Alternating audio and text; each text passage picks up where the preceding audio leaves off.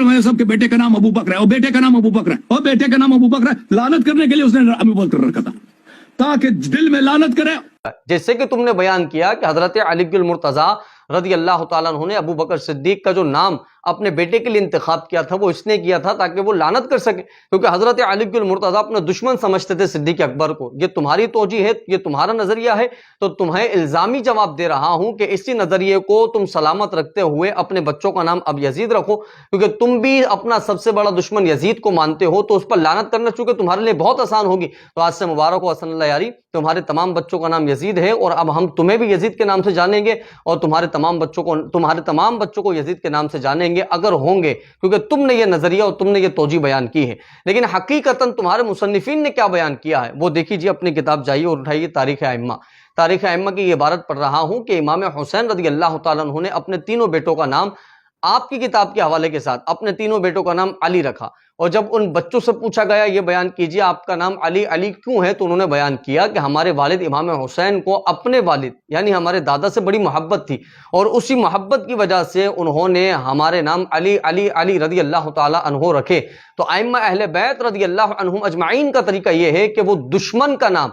अपने बच्चों के लिए इंतखाब नहीं करते, बल्कि मोहब्बत के अंदर अपने बच्चों के लिए नाम का इंतखाब करते हैं। तो ये तो तुम्हारा नजरिया होगा कि सिद्दीक अकबर दुश्मन थे तो इसलिए बच्चों का नाम दुश्मन रख दिया है। कोई भी दुनिया का अक्लमंद बंदा तुम्हारी इस बात की तस्दीक नहीं करेगा कि आपका कोई दुश्मन हो और आप उसके नाम का इंतखाब अपने बच्चों के लिए कर रहे हो, आप उसका नाम अपने बच्चों पर रख रहे हो कि भाई वो जो उसका नाम है वही आज से मेरे बच्चे का नाम है क्योंकि वो मेरा दुश्मन था। कोई अक्लमंद बंदा इस बात को तस्लीम नहीं कर सकता। हाँ, तुम जैसा जाहिल आदमी तो ये बात कर सकता है, पढ़ा लिखा अक्ल सलीम शऊर रखने वाला ये बात कभी भी नहीं कर सकता। अल्हम्दुलिल्लाह सुम्मा अल्हम्दुलिल्लाह। तो ये बात आइम्मा अहले बैत ने हमें बयान की है कि मोहब्बत के अंदर नाम का इंतखाब होता है। इमाम हुसैन रज़ी अल्लाह तआला अन्हु बेइंतहा अपने वालिद से मोहब्बत करते थे और उसी मोहब्बत के अंदर उन्होंने अपने तीनों बेटों का नाम अली बिन मुर्तजा रखा। और तुम्हारी एक और किताब है हिलियतुल अबरार, यह हिलियतुल अबरार की इबारत सामने मौजूद है कि एक शख्स ने अपने पोतों का नाम अली रखा तो शहर में वो मशहूर हो गया कि इससे बढ़कर हजरत अली से मोहब्बत करने वाला कोई नहीं। और वो क्यों मशहूर हो गया? क्योंकि लोगों ने बयान किया हुजूर वाला ये इतनी हजरत अली से मोहब्बत करता है कि इसने अपने दोनों पोतों का नाम